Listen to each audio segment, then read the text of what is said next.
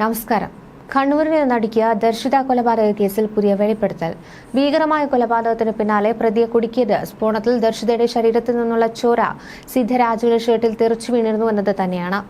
മൈസൂരുവിലെ Saligramam STR ഹോട്ടലിലെ lodge മുറിയിൽ നടന്നത് സാധാരണ ഒരു കൊലപാതകമല്ല. വൈദ്യുത ഡിറ്റനേറ്റർ വായിൽ തിരികെ കയറ്റി പൊട്ടിച്ചാണ് സിദ്ധരാജു യുവതിയുടെ ജീവനെടുത്തതെന്നാണ് കർണാടക പോലീസിന്റെ കണ്ടെത്തൽ.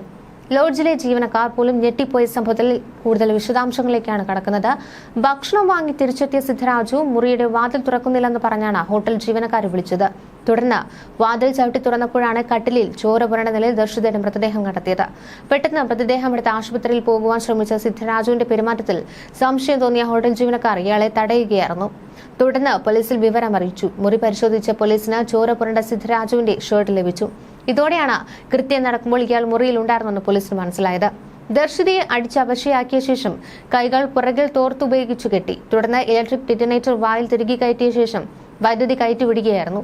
സ്വിച്ച് ഓൺ ചെയ്ത ശേഷം ഇയാൾ മുറിയുടെ ഒരു വശത്ത് മാറി നിന്നു. എന്നാൽ പൊട്ടിത്തെറിക്കിടെ ചോര ഇയാളുടെ ശരീരത്തിലും വസ്ത്രത്തിലും തെറിക്കുകയായിരുന്നു. തുടർന്ന് ഷർട്ട് മാറ്റി ശരീരത്തിലുള്ള ചോര കഴുകി വൃത്തിയാക്കാനാണ് ഇയാൾ മുറി വിട്ട് പുറത്തേക്ക് പോയത്. മൊബൈൽ ചാർജർ പൊട്ടിത്തെറിച്ചാണ് മരണമെന്ന് വരുത്തി തീർക്കുവാനായിരുന്നു പ്രതി ശ്രമിച്ചതെന്നാണ് പോലീസ് പറയുന്നത്. എന്നാൽ ഇലക്ട്രിക് ഡിറ്റനേറ്റർ പൊട്ടിത്തെറിച്ച ശബ്ദം പുറത്തേക്ക് കേട്ടില്ലെന്ന് ഹോട്ടൽ ജീവനക്കാർ പറയുന്നു. സിദ്ധരാജുവിന്റെ സ്വഭാവത്തിൽ സംശയം തോന്നി ഇയാൾ പെട്ടെന്ന് മൃതദേഹം ആശുപത്രിയിലേക്ക് മാറ്റുവാനാണ് ശ്രമിച്ചത്. അതിനാലാണ് പോലീസിനെ ഉടൻ വിവരം അറിയിച്ചതെന്നും ഹോട്ടൽ ജീവനക്കാർ പറഞ്ഞു. കോടതി റിമാൻഡ് ചെയ്ത സിദ്ധരാജു ഇപ്പോൾ മൈസൂരു ജില്ലാ ജയിലിലാണ്. ഭർത്താവിന്റെ വീട്ടിൽ നിന്ന് 4 ലക്ഷം രൂപയും 30 പവനും ദർശിത കവർന്ന സംഭവത്തിൽ സിദ്ധരാജുവിനും പങ്കുണ്ടെന്നാണ് പോലീസിന്റെ സംശയം. ഈ കേസിൽ ഇയാളെ കസ്റ്റഡിയിൽ വാങ്ങുവാനുള്ള ശ്രമത്തിലാണ് കേരള പോലീസ്. ലോഡ്ജ് മുറിയിൽ യുവതിയെ ആൺ സുഹൃത്ത് കൊലപ്പെടുത്തിയത് എങ്ങനെയെന്നതിൽ അവ്യക്തതയ്ക്ക് തുടരുകയായിരുന്നു.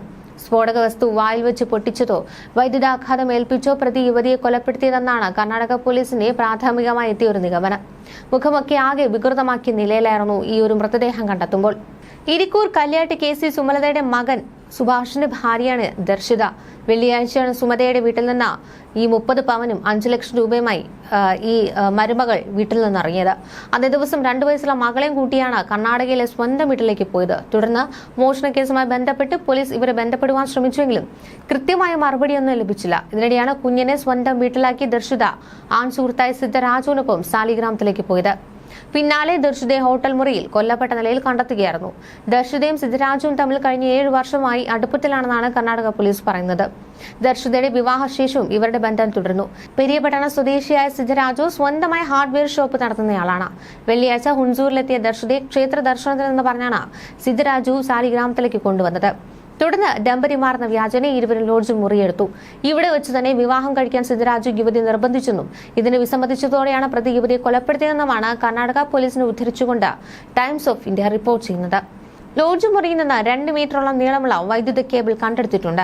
വൈദ്യുത കേബിൾ വായിൽ തിരികെ ഷോക്കടിപ്പിച്ചോ അല്ലെങ്കിൽ ഡിറ്റനേറ്റർ ഉപയോഗിച്ച് സ്ഫോടക വസ്തു പൊട്ടിച്ചോ പ്രതി കൊലപാതകം നടത്തിയെന്നാണ് പോലീസിന്റെ പ്രാഥമിക നിഗമനം.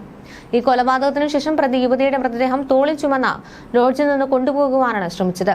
തുടർന്ന് ലോഡ്ജ് ജീവനക്കാർ ഇടപെട്ടായിരുന്നു ഇത്തരത്തിൽ പ്രതിയെ തടഞ്ഞുവെച്ചത്. ശനിയാഴ്ച 2 മണിയോടെയാണ് ഈ സിദ്ധരാജുവിനൊപ്പം ചേർന്ന് ദർശിത മുറിയെടുത്തതെന്നാണ് ലോഡ്ജ് മാനേജർ പറയുന്നത്. കൂടെയുള്ളത് ഭാര്യയാണെന്നാണ് ഈ സിദ്ധരാജു പറഞ്ഞത്. പിന്നീട് ഈ സിദ്ധരാജു ഭക്ഷണം വാങ്ങുവാനായി പുറത്തേക്ക് പോവുകയായിരുന്നു. ഏകദേശം ഒരു 1/2 മണിക്കൂറിന് ശേഷമാണ് ഒരു കവറുമായി ഇയാൾ തിരിച്ചെത്തിയത്. ഇതിന് പിന്നാലെയാണ് ഇത്തരത്തിൽ മുറി അകത്ത് നിന്ന് പൂട്ടിയിട്ടിരിക്കുകയാണെന്ന് പറഞ്ഞുകൊണ്ട് സിദ്ധരാജു ബഹളം വെക്കുന്നത്. തുടർന്ന് ഈ ജീവനക്കാർ ബലം പ്രയോഗിച്ച് വാതിൽ തുറന്നതോടെയാണ് ചോരയിൽ കുളിച്ചു കിടക്കുന്ന നിലയിൽ യുവതിയുടെ മൃതദേഹം കണ്ടെത്തിയത്. എന്നാൽ ആരും തന്നെ ഈ മുറിയിൽ നിന്ന് ഒരു സ്ഫോടന ശബ്ദം കേട്ടിരുന്നില്ലെന്നാണ് ഇത്തരത്തിലൊരു മാനേജറുടെ മൊഴി പുറത്തുവരുന്നത്. കൂടാതെ ഈ വെടിമരുന്നിന്റെ അംശമൊന്നും ഇവർ കണ്ടെത്തിയിരുന്നില്ല. ദർശിത കൊല്ലപ്പെട്ട മുറിയിൽ നിന്ന് ലഭിച്ച ഏതാനും ആഭരണങ്ങളൊക്കെ മുക്കുബണ്ഡമെന്നാണ് ഇപ്പോൾ റിപ്പോർട്ടുകൾ പുറത്തുവരുന്നത്. അത് ദർശിത ഉപയോഗിച്ചതോ അല്ലെങ്കിൽ കേസ് വഴിതെറ്റിക്കുവാനായി ഇത്തരത്തിൽ സിദ്ധരാജു തന്നെ അവിടെ ഉപേക്ഷിച്ചതാണോ എന്നതൊന്നും ഒരു കൃത്യമായ വ്യക്തത പുറത്തു വന്നിട്ടില്ല. വിദേശത്തായിരുന്ന ദർശിതയുടെ ഭർത്താവ് സുഭാഷ് നാട്ടിലെത്തിയിട്ടുണ്ട്. കഴിഞ്ഞ ദിവസം തന്നെ ഈ അയൽവാസികളിൽ ചിലരൊക്കെ ഈ മരണവാർത്ത അറിഞ്ഞ് ഈ ദർശിതയുടെ കർണാടകയിലെ വീട്ടിലേക്ക് പോകാൻ ശ്രമിച്ചിരുന്നു. പക്ഷേ അവിടെ എത്തിയപ്പോൾ അവിടുത്തെ നാട്ടുകാരൊക്കെ മോശമായിട്ടാണ് പെരുമാറിയതെന്നാണ് ഇത്തരത്തിൽ ബന്ധുക്കൾ പറയുന്നത്. കാരണം വീട്ടിൽ പോലും കയറ്റാതെ മർദ്ദിക്കുവാൻ ശ്രമിക്കുകയായിരുന്നു. ഇതോടെ പിന്നെ അവിടെ നിന്ന് തിരികെ മടങ്ങേണ്ടി വന്നു. ഇനി എന്തായാലും 2 ദിവസത്തിനു ശേഷം കർണാടകയിലേക്ക് പോയി കുഞ്ഞിനെ തിരികെ കൊണ്ടുവരാൻ ശ്രമിക്കുമെന്നാണ് ഇത്തരത്തിൽ ബന്ധുക്കൾ പറയുന്നത്. ഈ ദർശിതയും സിദ്ധരാജുവും ഒക്കെ ഈ ദർശിതയുടെ വിവാഹത്തിന് മുൻപേ തന്നെ ബന്ധമുണ്ടായിരുന്നവരാണ്. ഇരുവരും തമ്മിൽ വിവാഹം കഴിക്കുവാനൊക്കെ ഇരുവരും പദ്ധതിയിട്ടിരുന്നുവെങ്കിലും വീട്ടുകാരൊന്നും സമ്മതിച്ചിരുന്നില്ല. തുടർന്നാണ് ദർശിതയ്ക്ക് കേരളത്തിൽ തന്നെയുള്ള യുവാവുമായി ബന്ധം ഉറപ്പിക്കുന്നത്. പക്ഷേ അപ്പോഴും ഈ ദർശിത ഇത്തരത്തിൽ സിദ്ധരാജുവുമായി ബന്ധം ഉപേക്ഷിക്കാൻ തയ്യാറായിരുന്നില്ല. ഇവർ തമ്മിൽ ബന്ധം തുടരുന്നു. എല്ലാത്തര ചടങ്ങുകൾക്കായിരുന്നാലും മറ്റുമൊക്കെ ഇയാൾക്കൊപ്പം തന്നെയാണ് യാത്ര ചെയ്തത്. ഇയാൾക്കൊപ്പം യാത്ര ചെയ്യുമ്പോഴെല്ലാം തന്നെ ഇവർ ഈ ലോഡ്ജ് മുറിയിൽ എത്തിയിരുന്നു. തുടർന്ന് ഒരു ഭാര്യ ഭർത്താവ് എങ്ങനെയാണോ ജീവിക്കുന്നത് അതുപോലെ തന്നെയായിരുന്നു ഇരുവരും ജീവിച്ചിരുന്നത്. പിന്നെ ഇവർക്കിടയിൽ ഒരു പ്രശ്നമായി നിന്നിരുന്നത് 2.5 വയസ്സുള്ള ആ കുഞ്ഞ് മാത്രമായിരുന്നു. തുടർന്നാണ് ഇത്തരത്തിൽ ആ കുഞ്ഞിനെ ഒരുമിച്ച് ജീവിക്കണമെങ്കിൽ 2.5 വയസ്സുള്ള മകളെ വീട്ടിൽ കൊണ്ടുപോയി നിർത്തണമെന്ന് കാമുകൻ ആവശ്യപ്പെട്ടത്.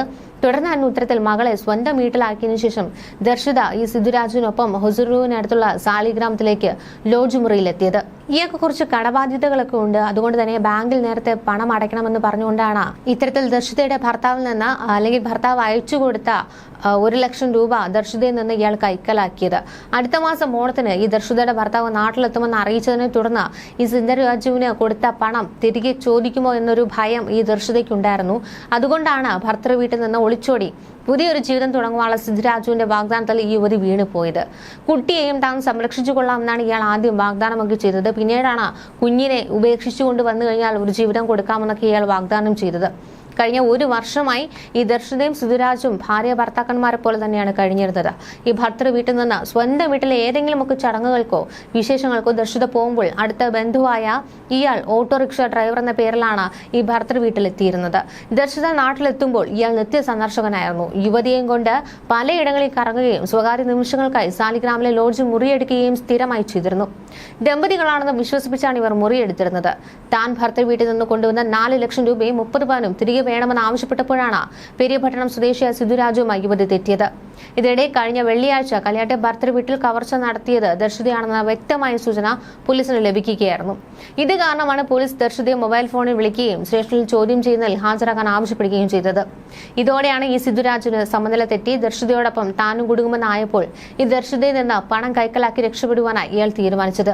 ഇതിന്റെ ഭാഗമായി ദർശിതയെ ഷോക്കടിപ്പിച്ച് കൊല്ലുവാനായിരുന്നു പദ്ധതി.